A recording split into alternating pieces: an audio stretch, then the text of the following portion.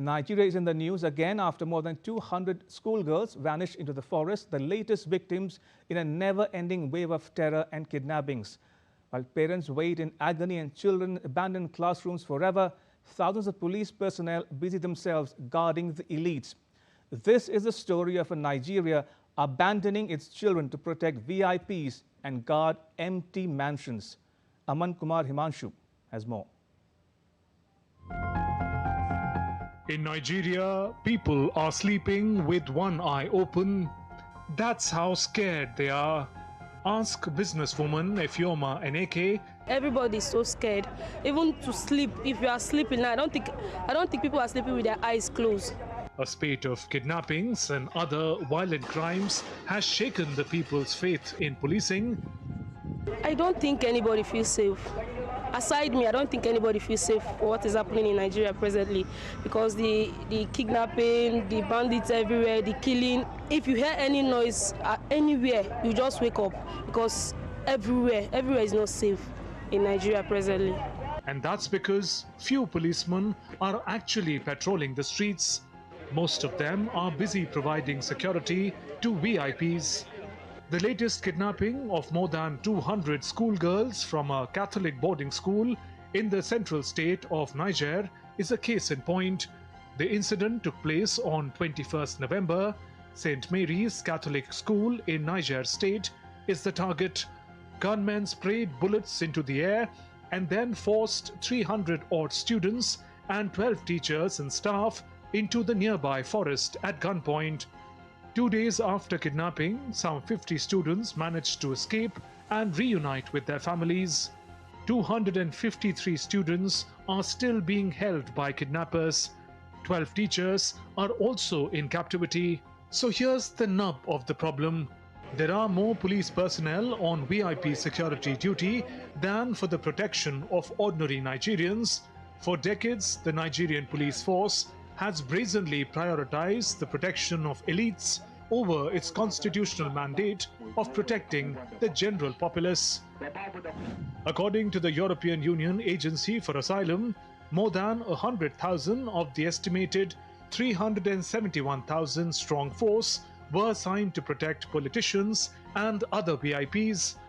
The categories of people drawing police protection have expanded absurdly over the years. Both serving and former holders of public office, their wives and children all are covered as well. Religious leaders, managing directors of banks, business magnates all receive dedicated police details. In some cases, even retirees from high offices continue to get a security detail long after leaving public service. When all these layers are added up, tens of thousands of police personnel who should be patrolling the streets and protecting the public are tied up guarding private individuals. With such a massive diversion of manpower, a critical question emerges: how many police officers are truly left to safeguard more than 200 million ordinary Nigerians? The situation becomes even more troubling when viewed against Nigeria's overall police manpower. The United Nations recommends roughly one police officer for every 450 people. By contrast, Nigeria's current police force amounts to just one officer for every 637 people. This shortfall is more than a statistic. It is a nationwide crisis. Many rural communities have no police presence at all, leaving millions of Nigerians effectively unprotected. It is now crystal clear that public security is being compromised to maintain protection for the elites. Within the police force, the culture of VIP protection has created perverse incentives. Many officers actively lobby, push, and even fight one another for VIP postings because of the perks, financial gifts, foreign trips, general allowances, and benefits far beyond regular policing pay. This has undermined professionalism, drained manpower from frontline duties, and eroded public trust. That the police should serve and protect people, not act as a prestige accessory for the privileged, is only now beginning to dawn on the government. President Tinubu now says that he has directed the withdrawal of police personnel from providing security to VIPs. This is what he tells the Nigerian people. In view of the emerging security situation, I have decided to declare a nationwide security emergency and order additional recruitment into the armed forces.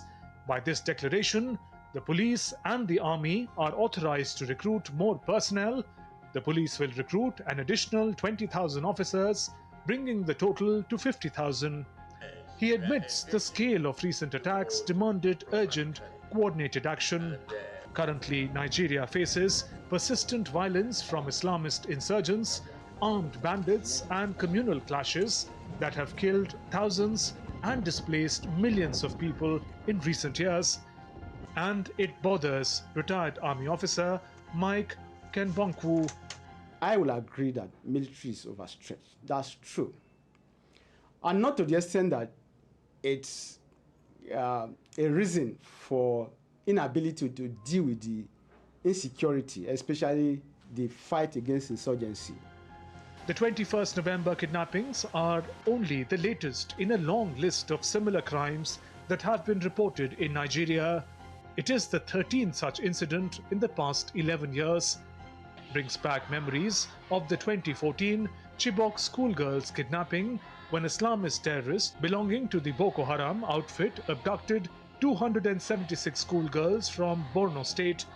Nearly 12 years later, dozens of them are still missing. For many Nigerians, kidnappings have become all too familiar. In another incident, in Kebbi State's mega town, 25 girls were abducted on 17th November from the government girls' comprehensive secondary school, but miraculously, all of them have since been rescued. In March 2024, more than 280 school children were abducted from the town of Kuriga. Schools are particularly soft targets. Since 2014, more than 1,400 students have been kidnapped. The statistics are staggering and alarming at once. Amnesty International warns that Nigeria's persistent failure to stop school kidnappings is putting a generation of children's education at risk. Following the recent mass abductions, more than 20,000 schools across 7 states have been closed indefinitely. On 29th May 2023, during his inaugural speech, President Tinubu declared his government will defend the nation from terror and all forms of criminality. Security shall be your priority of our administration, because neither prosperity nor justice have prevailed against insecurity and violence. To effectively tackle this, we shall reform both our security doctrine and its architecture. We shall invest more in our security personnel, and it means more than an increase in number.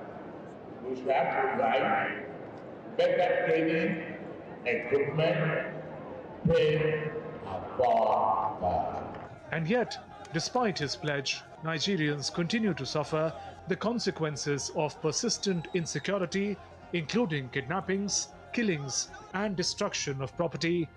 Incidentally, the mass abductions take place at a time when US President Donald Trump is warning of military action against Nigeria for alleged prosecution of Christians. Nigeria dismisses US claims, but there's no denying that it does face multiple overlapping security crises across its central and northern regions. Terrorists continue to lay siege to communities, carrying out mass abductions, kidnappings for ransom with impunity. Across Nigeria, people are living through every family's worst nightmare. With armed groups carrying out repeated school abductions, they wait helplessly for the return of their missing children. With no clear answers, no timelines, and no assurances of their safety. For now, hope is all these parents have. Hope that their children will return safely. Hope that their pleas will somehow force the government to tackle this national tragedy head on. Aman Kumar Himanshu for DD India.